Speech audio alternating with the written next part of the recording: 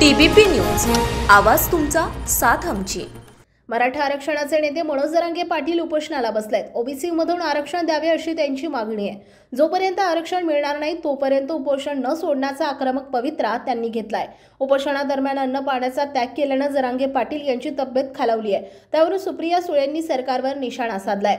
जरांगे पाटलांवर सातत्याने उपोषण करण्याची का वेळ आली? त्यांच्या तब्येतीची चिंता नाही, यांना जबाबदार कोण, असा सवाल सुळे यांनी उपस्थित केलाय। बारामती येथे आयोजित पत्रकार परिषदेमध्ये त्या बोलत होत्या। सुळे म्हणाल्या, देवेंद्र फडणवीस गृहमंत्री होतात तेव्हा क्राईम रेट वाढतो, ड्रग्ज, हिट अँड रनच्या केसेस, महिलांवरील अत्याचार वाढले, सरकारवर मायबाप जनतेचा कसा विश्वास राहणार, असे सुळे म्हणाल्या। पूर्णपणे मराठा, धनगर, मुस्लिम, लिंगायत आणि भटक्या विमुक्त समाजाच्या आरक्षण प्रश्नावर राज्य सरकारने फसवणूक केली आहे। बारामतीत 10 वर्षांपूर्वी आंदोलन झाले होते, त्यावेळी पहिल्या कॅबिनेटमध्ये धनगर आरक्षण देण्याबाबत शब्द दिला होता, त्याची अंमलबजावणी झाली नाही।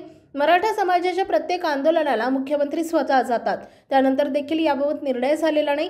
जरांगे पाटलांवर सातत्याने उपोषण करण्याची का वेळ आली? त्यांच्या तब्येतीची चिंता नाही, यांना जबाबदार कोण, असा सवाल सुळे यांनी उपस्थित केलाय। आरक्षण प्रश्नावर निर्माण झालेल्या तणावाला राज्यातील ट्रिपल इंजिन खोके सरकार जबाबदार असल्याचा आरोप सुळे यांनी केलाय।